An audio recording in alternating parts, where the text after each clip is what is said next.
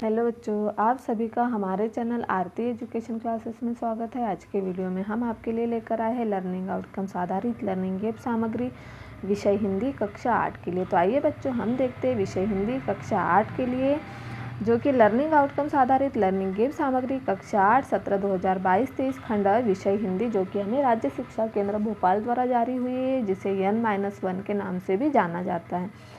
तो यहाँ पर लर्निंग आउटकम्स दिए हुए विभिन्न संवेदनशील मुद्दों विषय जैसे जाति, धर्म, रंग, जेंडर, रीति रिवाजों के बारे में लिखित रूप से तार्किक समझ अभिव्यक्त करते हैं। पाठ्य सामग्री दी हुई है। पाठ 18 लोकमाता अहिल्याबाई होलकर के बारे में इस पाठ में दिया हुआ है। तो भारत के उत्तर में केदारनाथ, बद्रीनाथ या गंगोत्री के मंदिर हो या दक्षिण में रामेश्वरम, पूर्व में जगन्नाथपुरी हो, चाहे पश्चिम में द्वारका और सोमनाथ मंदिर, इन तीर्थ स्थानों में कुछ बातें समान रूप से देखने को मिलती है। वे है इंदौर की महारानी अहिल्याबाई यात्रा द्वारा यात्रियों की सुविधा हेतु बनवाई गई धर्मशालाएं, मंदिरों पर स्थापित किए गए कलश, कुएं, बावड़ियां आदि। अपने धार्मिक कार्यों से सारे भारत को राष्ट्रीय एकता के सूत्र में बांधने वाली अहिल्याबाई होलकर का जन्म औरंगाबाद जिले के चौंदी गांव में हुआ था। 29 वर्ष तक उन्होंने होलकर जैसे विशाल राज्य पर शासन किया। उनके सामने बड़े बड़े दिग्गजों के छक्के छूट गए जाते थे। उनके शासनकाल में प्रजा सुख, शांति और समृद्धि से भरपूर थी। लोग उन्हें लोकमाता कहते थे। उनके जीवन संघर्षों और विपत्तियों से भरा था। महारानी अहिल्याबाई का विवाह मल्हारराव होलकर के पुत्र खांडेराव होलकर के साथ हुआ था। गृह कार्य में दक्ष अहिल्याबाई ने ससुराल में सभी का मन मोह लिया। उनके पति खांडेराव बड़े जिद्दी और अक्कड़ स्वभाव के थे, किंतु अहिल्याबाई ने अपने प्रेम व्यवहार से उनका स्वभाव परिवर्तित कर दिया। अब वे राजकाज में रुचि लेने लगे।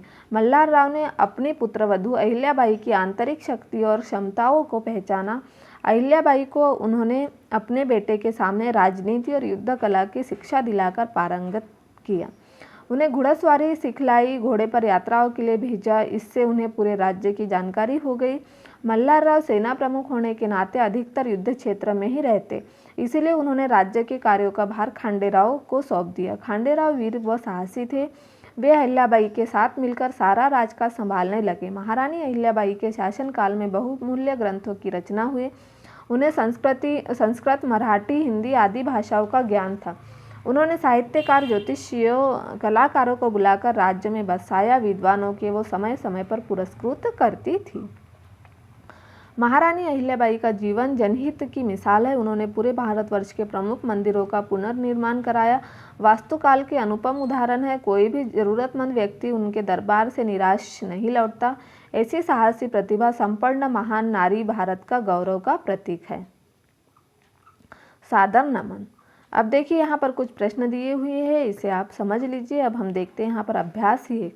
महारानी अहिल्याबाई को लोकमाता क्यों कहा जाता? तो महारानी अहिल्याबाई के शासनकाल में प्रजा सुख, शांति और समृद्धि से भरपूर थी, इसलिए उन्हें लोकमाता कहते थे।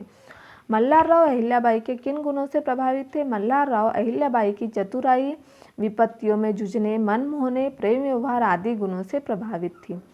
महारानी अहिल्याबाई के 2 प्रमुख कार्य कौन कौन है?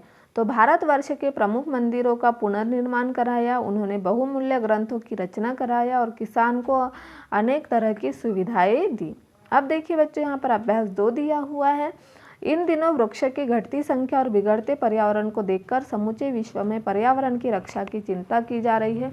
वृक्षों की अंधाधुंध कटाई पर रोक लगाई जा रही है। वृक्षारोपण पर जोर दिया जा रहा है।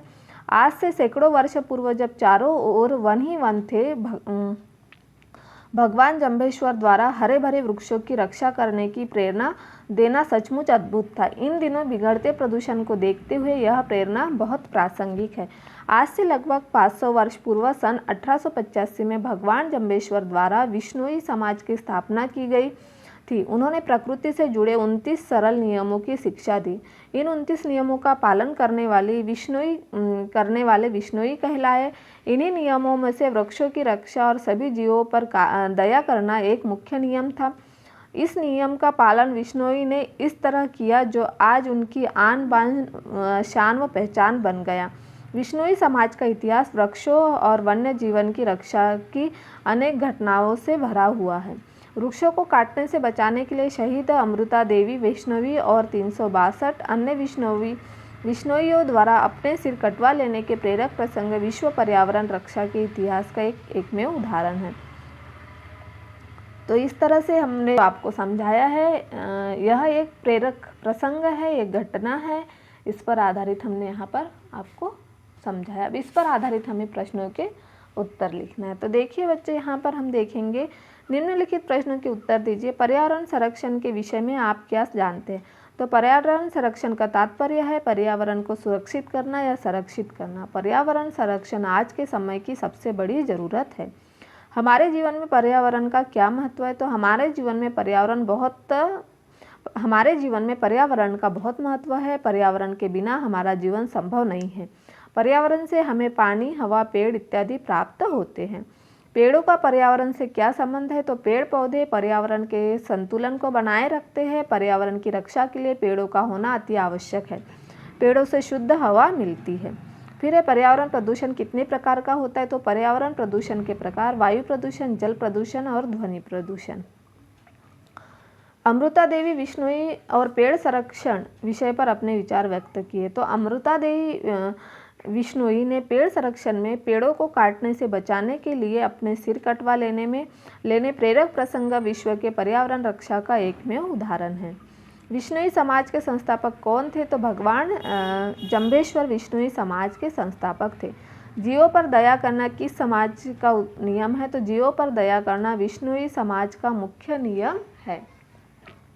अब हम देखेंगे अभ्यास 3। वनों में आज वृक्षों को काटते देखकर आपके मन में किस प्रकार के विचार उत्पन्न होते हैं? तो वनों में आज वृक्षों को काटता देखकर हमारे मन में विचार आता है कि पर्यावरण संतुलन कैसा होगा, हमें शुद्ध हवा कहाँ से प्राप्त होगी।